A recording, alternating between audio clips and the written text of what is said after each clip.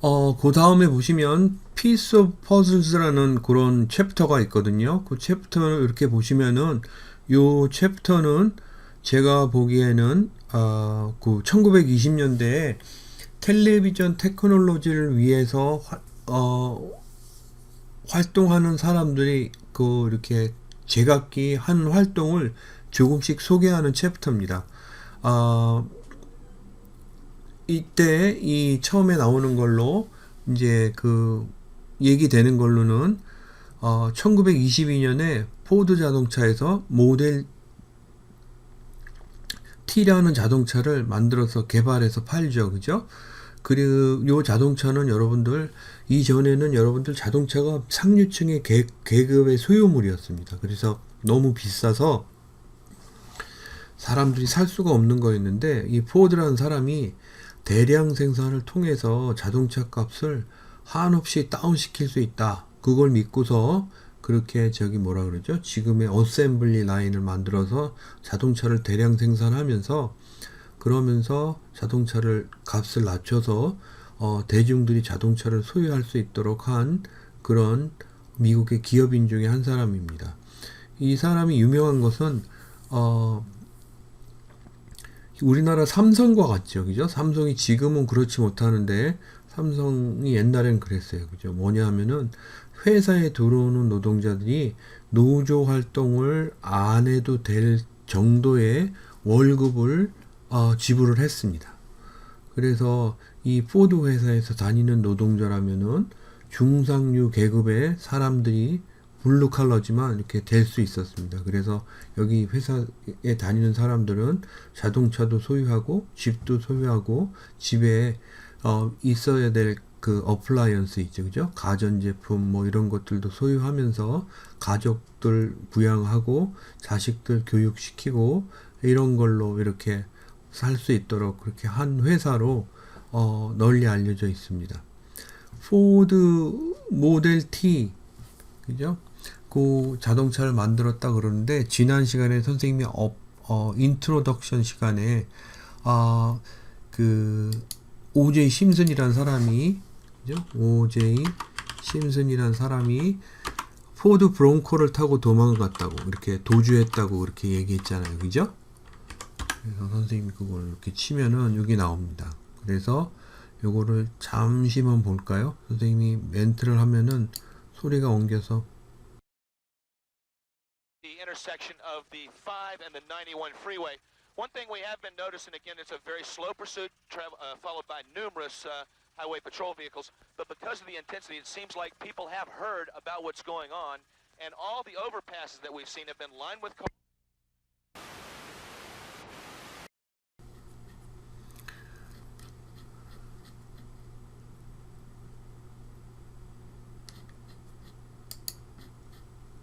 오제이 심슨이 요 자동차를 타고 도망갔습니다. 선생님이 요 얘기를 하면서 그냥 이렇게 가외로 얘기하려고 하는 걸 잊어먹었는데 요 포드 브론코가요. 요 자동차 말이에요. 요 흰색 자동차였는데 요 4x4였죠. 그죠?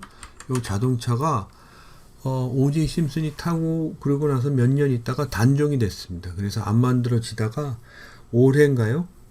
그래서 내년부터 새로 만든다 그래서 그 포드에서 소개를 했죠. 그죠? 근데 지금 미국에서 많은 사람들이 그 1000불인가 얼마 이렇게 걸고서 예약한 자동차로 유명합니다. 그래서 포드 브론코 그러면은 아까 그 자동차였는데 새로 나온 모델은 뭐 이렇게 생겼다. 그죠? 그래서 사막 같은 데를 빠른 속도로 주파할 수 있는 4x4로 유명합니다. 근데 이 자동차가 다시 나온다 그런 얘기가 있습니다. 근데 요거는 여러분들 수업하고 관계없는 얘기이긴 하지만은 그렇죠, 그죠? 1922년에 그런 자동차도 나오고요. 그리고 전기도 발명이 돼서 널리 퍼졌습니다. 토마스 에디슨이 여러분들 그 전기를 발명하고 그리고 직류 교류 이렇게 싸움을 거쳐서 그래서 토마스 에디슨이 자신의 그 회사 전기가 사람들에게 널리 쓰일 수 있도록 그렇게 퍼뜨렸죠. 그죠? 아직도 여러분들 미국의 뉴저지 주에 가면은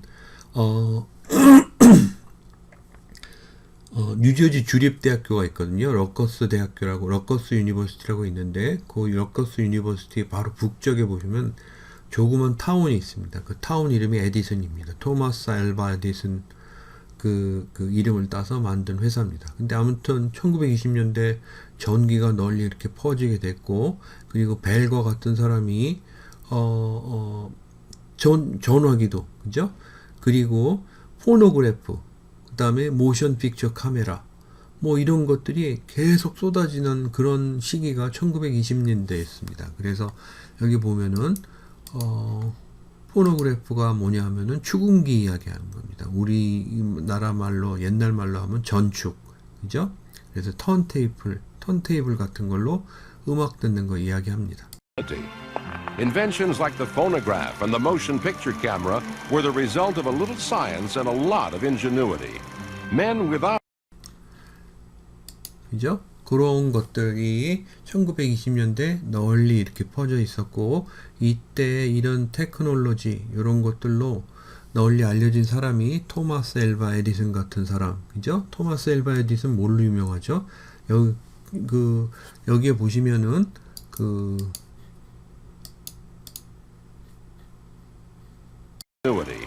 men without formal training were making 여기서 보면은 man without formal training, education, formal training 이렇게 이야기하죠, 그죠? 에디슨은 어렸을 적에 학교에서 너무 질문을 많이 한다고 해서 쫓겨났다고 해요, 그죠? 그리고 나서 집에서 스스로 교육하고 그걸 가정내 교육이라고 하나요? 그렇게 어머니한테서 받고, 그러면서 발명의 뭐라 그러죠? 그 꿈을 실현시킨 사람으로 유명하죠. 또 다른 사람으로 이 시대에 이런 발명 이런 데 선두에 섰던 사람으로 마르코니라는 사람이 있습니다. 마르코니는 이름이 암시하는 것처럼 이태리 사람입니다. 이태리 사람인데, 이 사람이 마르코니가 일렉트로닉 와이어인데 그 전문이라 그러죠. 그래서 옛날에 보면은 그냥 이렇게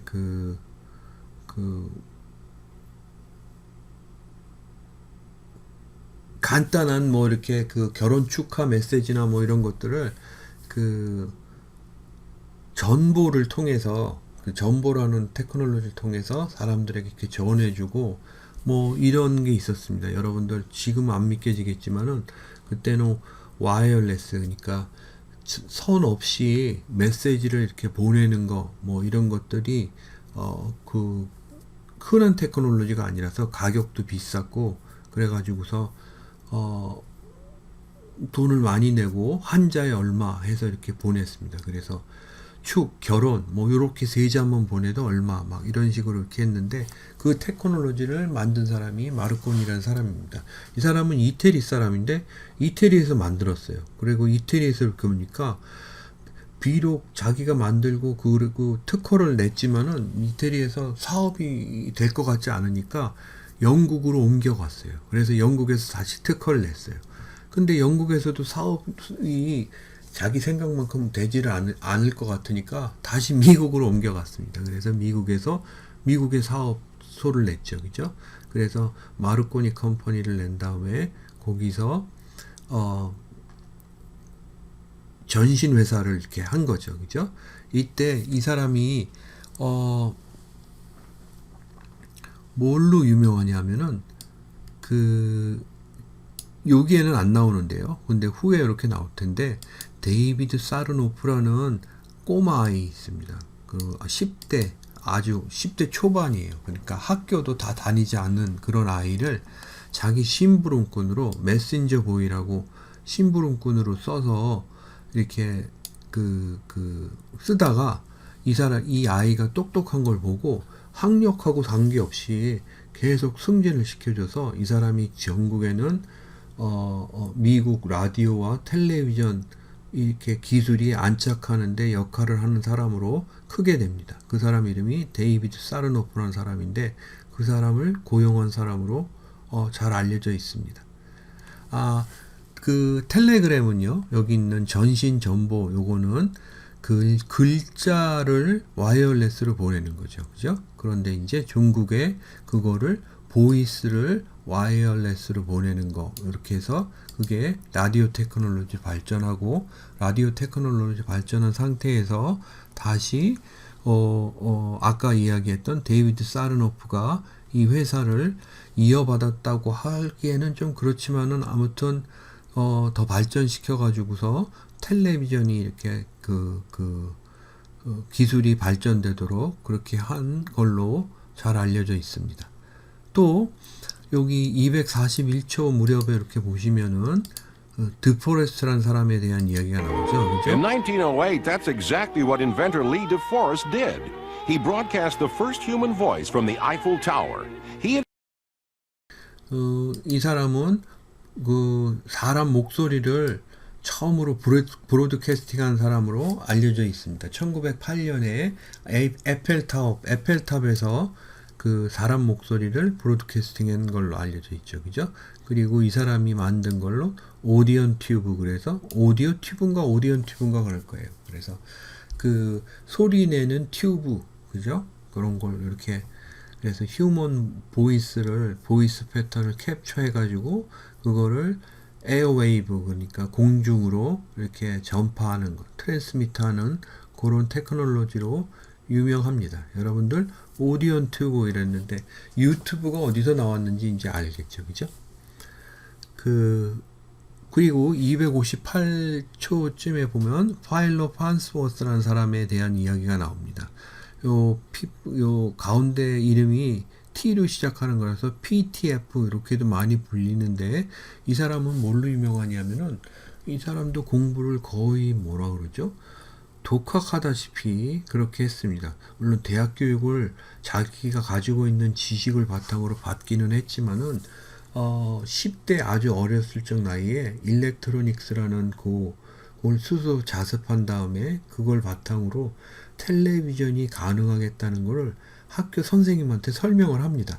근데 학교 선생님이 하도 얘기를 들으니까 그럴듯하기는 한데 이해가 안 되니까 그 당시에 그 근처에 있는 대학 교수에게 보냈죠. 그죠?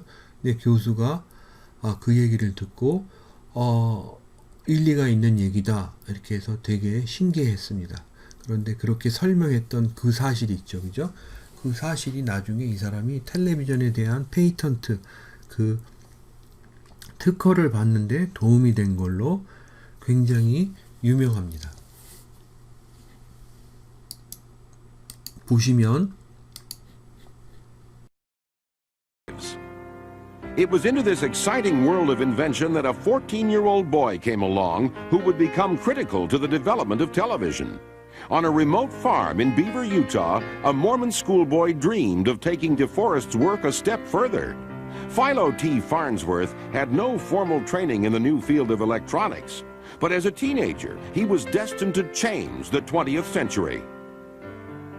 Young Farnsworth was determined to come up with an electronic tube of his own, one that would carry both sound and pictures.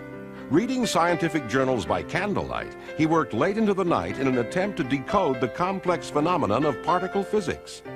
At 14, the young genius was ready to share his idea.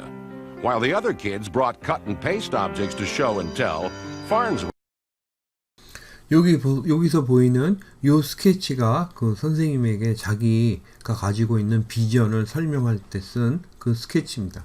그리고 후에 이야기하겠는데 슈워르킨이라는 그 러시아 이민자가 텔레비전에 대한 연구를 독자적으로 따로 했거든요. 그런데 어떻게 둘이 따로 했는데 연구 내용이나 결과가 비슷했습니다. 그래서 특허 전쟁 비슷한 게 벌어졌는데 이때 누가 이 아이디어를 먼저 만들어냈느냐에 관한 걸로 그 법원에서 특허를 누구에게 줄지 결정을 하려고 했는데 바로 설명하는 데 쓴 이 스케치가 결정적인 도움을 줘서 그 판스워드라는 사람이 그 텔레비전에 대한 특허를 이렇게 취득하게 된 걸로 유명합니다.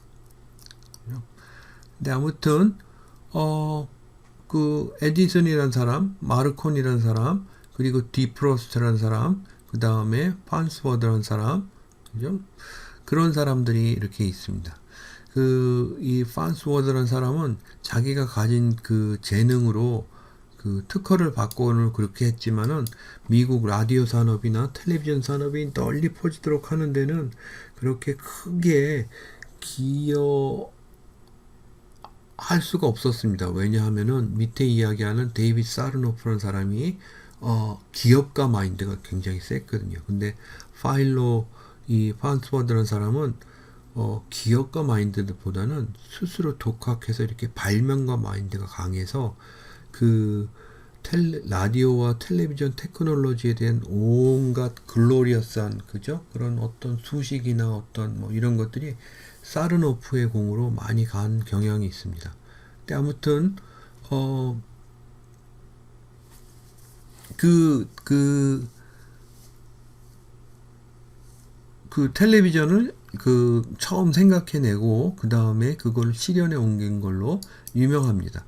여기 영상을 보시면은 그 텔레비전 원리에 대해서 이렇게 좀 나오죠. 그 그림을 우선 여러분들 살펴보면 나중에 지상파 방송이 어떤 식으로 방송이 되는가 그거에 대한 걸로 이해하기가 쉬우니까 잠깐 보시죠. A lens and captured on a plate.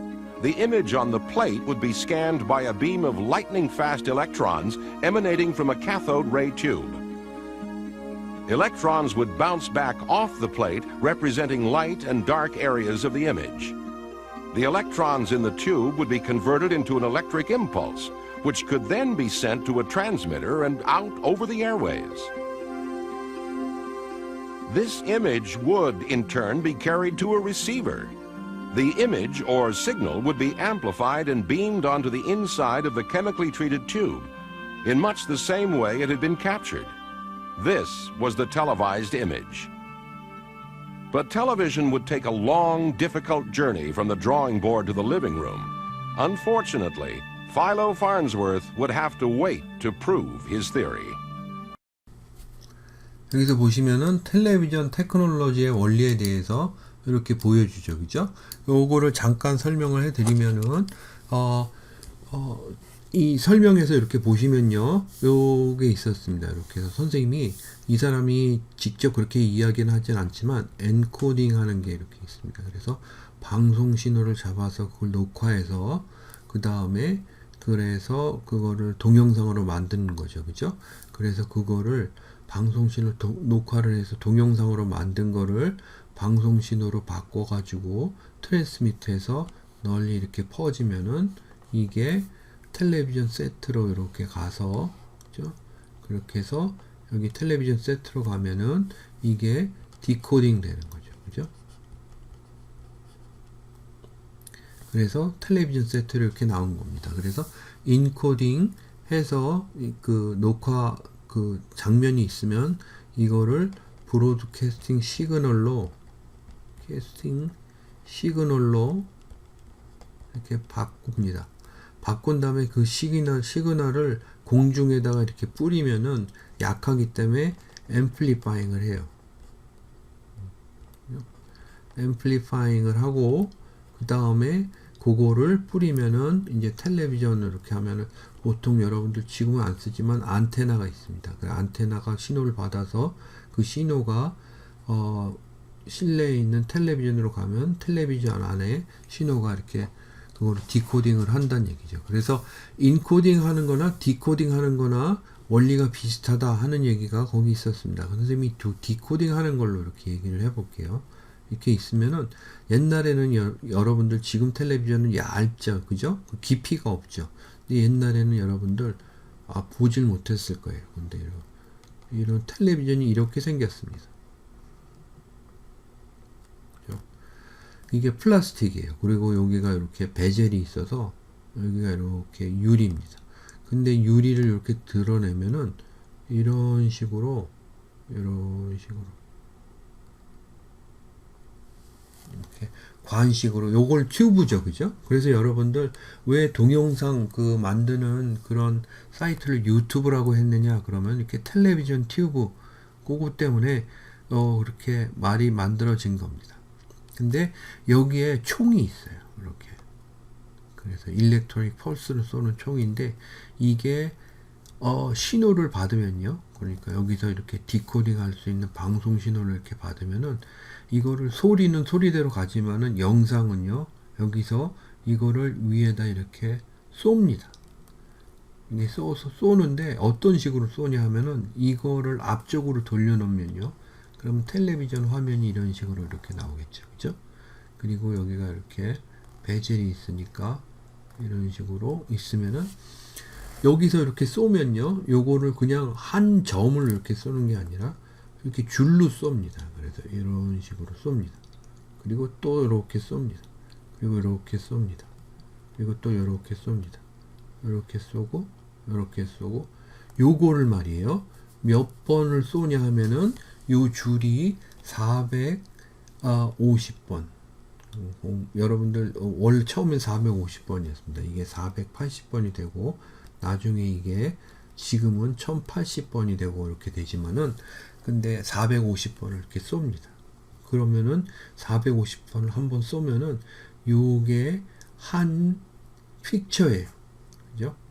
근데 요게 1초에 말이 가령 여러분들 이때 당시엔 테크놀로지가 정해져 있지 않아서 들쑥날쑥했지만은 요새 테크놀로지 예를 든다 그러면은 1초에 이런 것들이 30번 있습니다. 그래서 이렇게 여러분들 여기서 요 튜브에서 요 전자총을 쏴서 이렇게 한 줄씩 막 해서 그림을 만들어내는 게 이렇게 해서 한 줄 차는 게 1초에 30번 있으면은 그러면은 이렇게 장면이 만들어지는 거죠. 그죠? 그게 모션 픽처 이렇게 그 텔레비전 영상의 그 비밀입니다.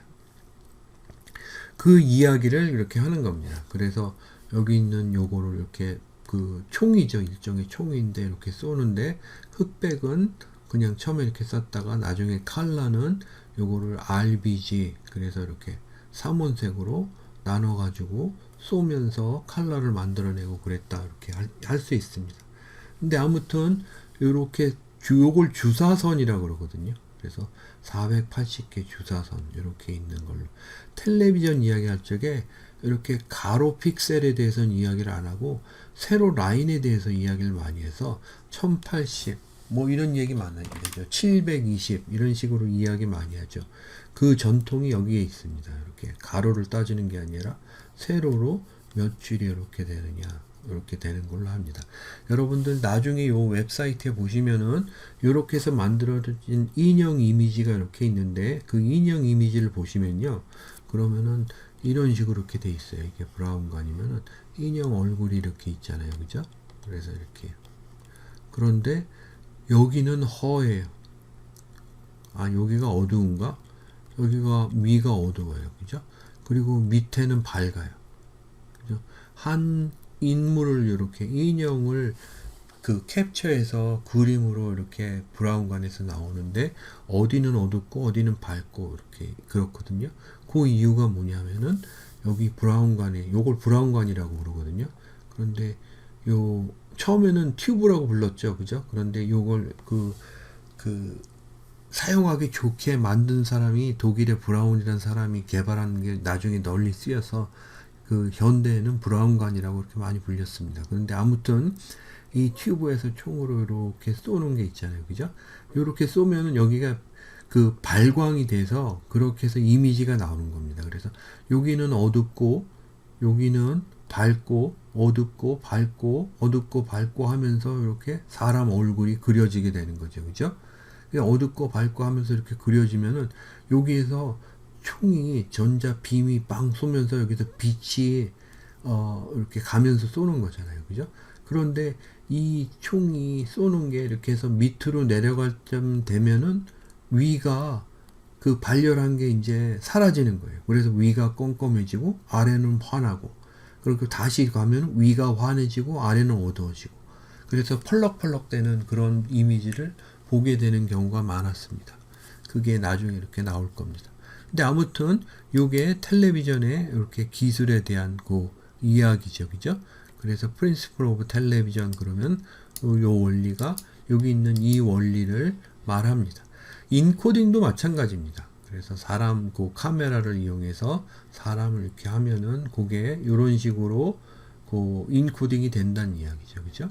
그리고 그렇게 인코딩 된 거를 방송 신호로 바꾸는 요게 여러분들 여기서는 우리 지금은 그 안 하지만은 전문용어로 요게 먹싱 한다고 이렇게 얘기합니다. 뭐냐면은 여기 녹화된 영상 있죠, 그죠?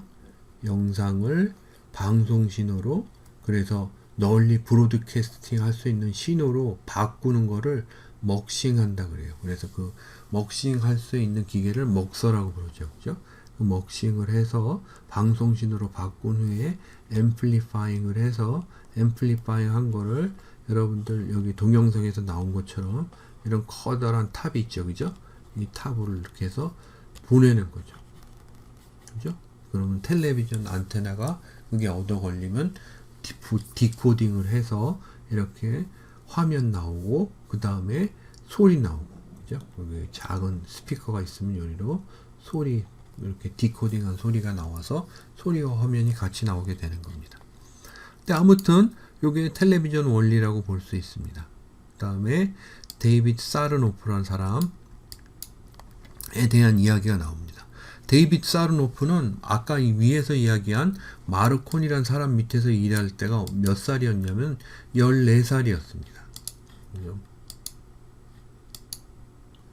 14살이었고, 그리고 심부름꾼으로 일을 했습니다. 그 심부름꾼이라고는 하는데 이제 메신저 보이라고 그렇게 했습니다. 여러분들 이 시대를 이해해야 되는 게, 텔레비전 뭐 이런 것들이 막 만들어지고는 했지만은 전화도 널리 쓰이지 않았어요. 그죠? 아직까지는.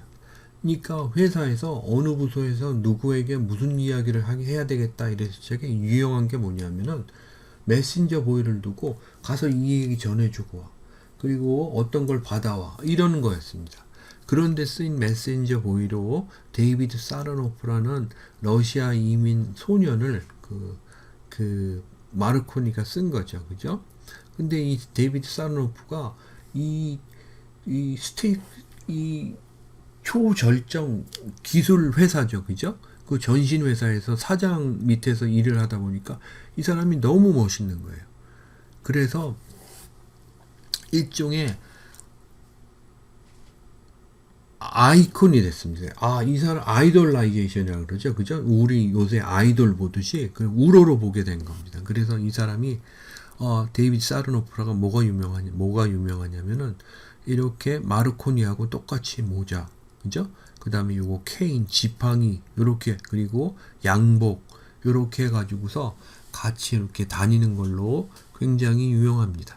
근데 이제 이 사람이 나중에 이 마르콘이라는 사람이 운영하던 그 회사가 RCA로 바뀌면서 RCA 지도자 사장이 이렇게 됐다가 요 RCA가 나중에 또 언급을 합니다.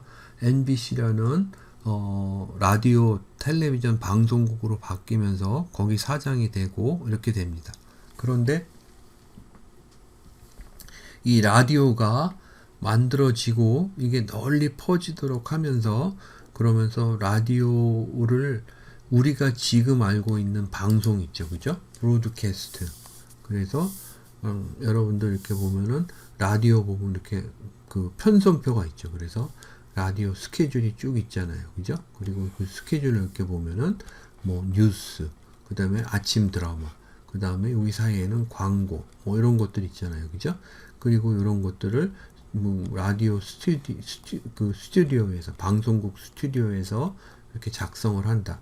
그리고 시간에 맞춰서 광고를 하면서 방송을 한다. 요런 포맷을 RCA와 그 다음에 NBC 요 회사를 통해서 개발을 해서, 그렇게 해서 방송국이라는 개념을, 그리고 이 방송국이 광고라는 그런 방법을 이용해서 컨텐트 프로덕션을 할 수 있도록 하는 그 메커니즘을 만들어내고 실제로 구현해낸 사람으로 유명합니다. 그죠? 그러니까 여러분들 이 시대 이전에는 광고라는 게 라디오 광고 뭐 이런 거죠? 광고라는 게 있지 않았죠. 그죠? 물론 신문 광고 이런 것들은 있었겠지만은, 근데 바로 요 광고를 이용해서 정기적으로 컨텐츠를 만드는 방송국을 세우고, 이 방송국에서 컨텐츠를 내보냄으로써 다른 사람들이 라디오를 듣도록 하고, 라디오를 듣기 위해서 사람들이 라디오 세트도 산다. 요런 전반적인 라디오 인더스트리를 만드는데 결정적인 공헌한 사람이 데이빗 사르노프라는 사람입니다. 근데 여러분들 데이빗 사르노프라는 사람이 뭘로 또 유명하냐면은 이 사람이 여기 그 동영상에 보시면 나오는데 이 사람에 대한 이야기가 모두 다 옳지는 않습니다. 근데 이제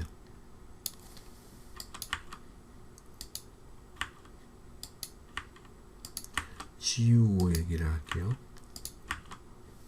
이렇게 있으면은 데이빗 사르노프라는 사람이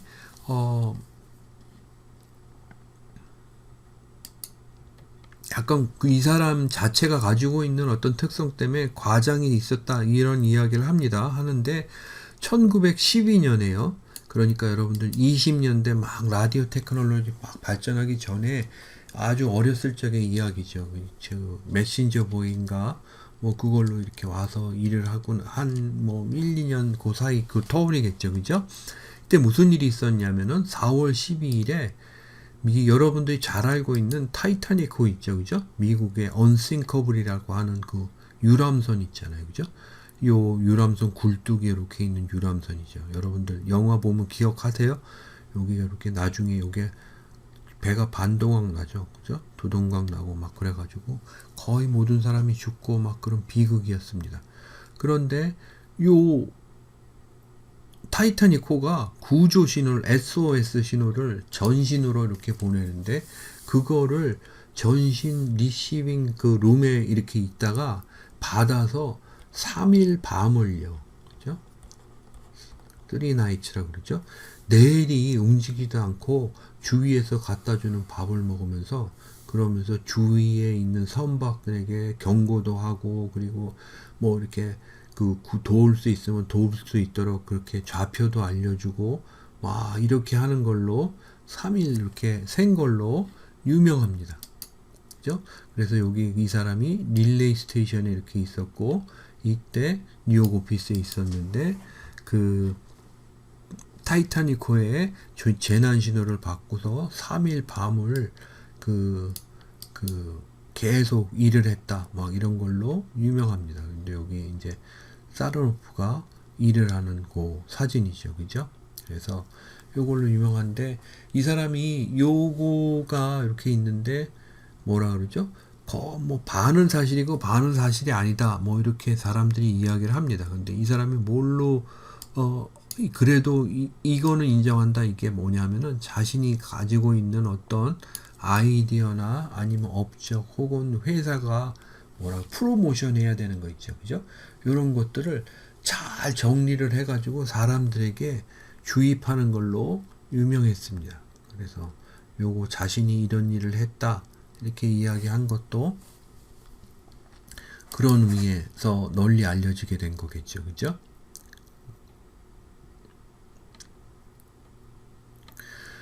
근데 이제 여러분들 이 에어웨이브를 통해서 사람 목소리를 전달할 수 있다는 거 그런 것들이 널리 알려지게 되니까요.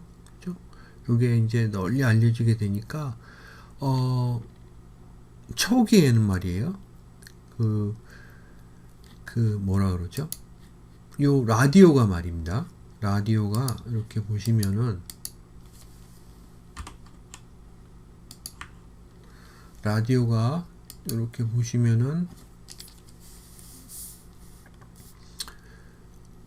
라디오 스테이션을 자기가 돈을 들여서 이렇게 만들어요. 그러면 이제 뭐 마이크나 뭐 그런 것들을 이용해 가지고 이렇게 라디오를 한 다음에 이거를 다른 사람에게 널리 이렇게 보낼 수 있도록 신호를 이렇게 라디오 신호를 보내죠. 그죠?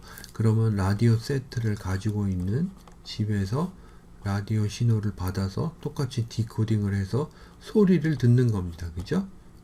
그런데 여기 있는 방송 장비 있잖아요. 그죠? 요거를 개인이건 누군 이렇게 구비를 할 수 있었어요. 그죠? 그런데 이 기술이 신기하니까 돈 있는 사람들이면은 이 방송을 해봐야 되겠다 이렇게 해서 막 만들다 보니까 중구난방 막 방송하는 사람들이 혹은 기업들이 막 생기는 겁니다. 그죠? 중구난방으로 방송이 막 생겨서 에어웨이브가 이렇게 혼란스러워지는 거죠. 그죠? 그러면은 여기 내가 이 사람이 라디오 방송을 이렇게 해서 이 주파수를 통해서 내가 소리를 이렇게 방송을 해야지. 그러면 일정한 주파수를 자기가 택해서 그 주파수로 신호를 보내는 겁니다. 그러면 여러분들 라디오에서 이렇게 주파수 맞추는 이렇게 다이얼이 있죠. 그죠? 예, 이렇게 여러분들 그래서 89.1MHz 뭐 이런 것들이 있잖아요. 그죠? 그렇게 다이얼로 이렇게 그 주파수에 맞춰서 맞춰지면은 소리가 나는 거죠. 그죠? 근데 요 주파수를 A라는 사람이 89.1MHz 이렇게 쓴다고 하면은 B라는 사람도 똑같이 89.1MHz를 나도 내가 이거 방송하는데 써야지 그러면은 쓸 수가 있었습니다.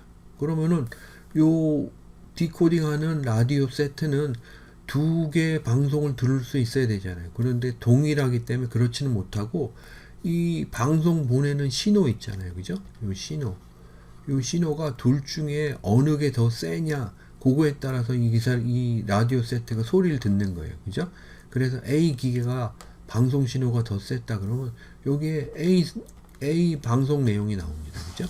만약에 B가 더 셌다 그러면 B 방송 내용이 이렇게 나오는 식으로. 그죠? 그러니까 뭐라 그러죠? 내 기계가 더 크면 소리가 더 잘 나와 이런 식으로 이렇게 된 겁니다. 이렇게 막 혼란스러워지니까 그러니까 airwaves needed to be organized 뭐 요런 이야기가 나오게 된 겁니다. 그래서 미국의 당시 세크레타리 오브 네이비 그러니까 해군 그 세크레타리가 프랭클린 D 루즈벨트라는 사람이었어요. 근데 이 프랭클린 D 루즈벨트가 개인은 말고 말이에요. 요 방송을 하겠다는 회사들을 모두 다 모읍니다. 그리고 모두 다 모아가지고 이 회사들에게 그죠 이렇게 해서 어떤 그 트러스트를 하나 만들도록 합니다. 그래서 그 개인들은 이제 방송을 못하게 하고요. 요 회사들을 모아서 트러스트를 만들고 그 트러스트 이름을 RCA라고 라디오 컴퍼니 오브 아메리카 뭐 이렇게 될 거예요. 그죠? 그 RCA라는 그 트러스트를 만듭니다. 그리고 이 트러스트가 라디오 방송을 관장하도록 그렇게 합니다. 그런데 이때에 이 RCA를 맡아서 관리 감독을 하는 사람으로 누구를 정했냐면은 바로 데이비드 사르노프를 정한 겁니다. 그죠? 그리고 이 세크레타리 오브 네이비라는 이 프랭클린 D 루즈벨트 있죠. 그죠? 이 루즈벨트가 또 한 게 뭐냐 하면은 그 마르코니의 전신 회사 있잖아요. 그죠? 그 회사를 사서 RCA에 이렇게 귀속하도록 한 겁니다. 이게 뭐냐 하면은 이 마르코니 회사는 이태리 사람의 회사잖아요. 그죠? 그런데 이렇게 그 타이타닉 인시던트도 있고 막 이렇게 보니까 이게 나라에서 그 미국에서 있는 거니까 미국이 관리하는 게 좋겠다 싶어서 그래서 이 사람의 회사를 그 바이아웃 하는 거죠. 그죠? 그래서 RCA가 사도록 이렇게 하고 하는데 공교롭게도 그 회사에 있던 사원인 데이비드 사르노프를 이 RCA 트러스트의 그 책임자로 이렇게 앉힌 거죠. 그죠? 그래서 이 사람이 RCA에서 일을 하면서 라디오를 이렇게 라디오 방송국에 대한 메모도 이렇게 하고 그래서 라디오 방송국도 해서 이제 실질적으로 운영이 되도록 이렇게 하고 그리고 라디오가 되면 텔레비전도 되겠다라는 그런 어떤 그 확신이 있어서 텔레비전이 발명될 수 있도록 이렇게 많은 협조를 이렇게 합니다. 그죠? RCA 뭐 그런 것들을 이용해서. 그리고 후에 여러분들 나중에 얘기하겠지만 이 RCA가 너무 커지니까 RCA 블루 선생님 여기 기억이 잘 안 나는데 레드 RCA가 이렇게 됐었든지 뭐 아무튼 이렇게 두 개로 이렇게 쪼개집니다. 근데 이게 아닙니다. 선생님이 잘못 얘기했고 이걸 나중에 편집을 할게요. 편집을 하고 그거에 아니라 RCA가 이제 거니까 NBC라는 방송국으로 이렇게 바뀝니다. 그리고 NBC 방송국이 규모가 커지니까 블루가 있고 레드로 이렇게 바뀌죠. 그런데 이렇게 해서 이 라디오 방송국이 안정이 되고 규모가 커지니까 미국에서 다시 한번 이 회사가 독점적이다 그래서 미국에는 안티트러스트법이 있습니다. 그래서 이렇게 독점적인 회사는 쪼개요. 그래서 반을 쪼개서 다른 회사가 되도록 그렇게 합니다. 강제로 합니다. 그 방송국이 ABC 방송국입니다. 그리고 나머지는 그냥 NBC가 되고요. 그죠? 그리고 나중에 또 이야기하겠지만 NBC하고 같이 이렇게 있으면서 필라델피아에서 만들어진 방송국으로 CBS가 있거든요. 그래서 미국의 대표적인 라디오 텔레비전 방송국 그러면은 NBC, ABC, 그 다음에 CBS 이런 식으로 이렇게 됩니다. 그리고 선생님이 나중에 또 이야기하겠지만 이 CBS에서 방송 콘텐츠를 잘 만들었거든요. 그래서 유명한 사람으로서 그 화성에서 우주인이 침공했다는 그런 라디오 극화를 이렇게 만들어서 미국 사람들이 또 미국 동부에 있는 사람들이 도망가도록 이렇게 진짜로 화성에서 외계인이 침공했는 줄 알고 도망가도록 만든 그런 감독이 CBS에서 이렇게 나왔었습니다. 요건 나중에 더 이야기를 할게요. 아무튼 그 RCA의 시초가 데이비드 사르노프가 이렇게 수장이 된 겁니다. 그래서 이 사람이 22살에 그 수장이 돼서 라디오 박스 메모라는 걸 해서 라디오가 어떤 식으로 경영을 하면은 그러면은 이게 돌아가겠다. 그래서 라디오 산업에 대한 비전을 제시한 걸로 이렇게 잘 알려져 있습니다. 22살에 그런 거죠. 그죠? 그 다음에 우리 라디오로 이렇게 뮤직이나 뉴스나 스포츠 이런 것들을 알려주면 좋겠다 해서 이렇게 라디오 장르도 프로그램 장르도 이렇게 생각해 낸 거죠. 그죠? 그리고 나서 있었죠. 그 다음에 또 이야기가 뭐냐면은 판스워드에 대한 이야기죠. 그죠? 이 판스워드라는 사람은 아까 이야기한 것처럼 유타에서요. 그죠? 유타에서 텔레비전에 대한 아이디어가 이렇게 있으면서 그 아이디어를 혼자 독학을 해서 이렇게 만들어냈다 그랬잖아요. 그죠? 근데 이 사람이 강박관념이 있었어요. 자기가 가지고 있는 이 테크놀로지 아이디어를 뺏기면 어떡할까? 그래서 굉장히 조심했습니다. 근데 이 아이디어를 이제 발전시키면서 부자, 그러니까 돈이 많은 사람을 알아서 펀드를 받고 뭐 그러면서 유타가 여러분들 어디 있냐면 미국에 이렇게 서부가 있잖아요. 그죠? 그래서 이런 식으로 이렇게 있습니다. 그러면 여기 캘리포니아가 있고 네바다가 있고 그 다음에 유타가 있습니다. 그 다음에 이쪽 이렇게 콜로라도가 있고요. 이 콜로라도 여기가 로키 산맥이 이렇게 있는 거죠. 그러니까 여기가 이렇게 큰 산입니다. 미국 이렇게 중부에. 그리고 여기가 산이 시작되는 데가 유타죠. 그죠? 이 유타에 있었던 사람입니다. 유타가 시골이거든요. 지금도 여러분들 그렇게 유타가 아주 번화한 데는 아닙니다. 유타의 주도가 솔트레이크 시티인데 주도를 가도 그렇게 막 번화한 데는 아닙니다. 근데 여기서 기술을 개발하고 라디오, 텔레비전 실험을 하고 하기엔 너무 부족하니까 이 사람이 LA로 옮겨간 거죠. 그죠? 그래서 LA에 가서 혼자 남들에게 안 들키게 막 연구를 합니다. 그 연구를 하는 게 여기 판스워드가 LA로 가서 필요한 메테리얼들을 이렇게 조달받고 그래서 몰래 연구를 한다. 그래서 연구하는 그 동영상. 그게 여기 632초에 있습니다. 그래서 한번 보시고요. 그리고 나서 이렇게 있는데 이 사람이 판스워드가 연구를 이렇게 하잖아요. 텔레비전 연구를 막 진짜 매진을 해서 합니다. 잠도 안 자고 막 그렇게 열심히 하면서 이걸로 부를 이제 만들고 창출하고 해야 되겠다. 그래서 이렇게 하는데 반대편이죠. 그죠? LA의 반대편은 뉴욕이죠. 그죠? 뉴욕 동부의 피츠버그, 그 필라델피아에 있는 피츠버그, 거기에서 러시아 이민자가 그 방송국에서 엔지니어로 일을 하면서 독자적으로 똑같이 텔레비전에 대한 아이디어를 막 개발을 합니다. 그게 바로 The Other Side에서 이제 있었던 이야기죠. 그죠? 그래서 이제 컴페티션이 막 있었단 얘기입니다. 그리고 이 컴페티션이 여기서 슈워르킨이라는 사람이었거든요.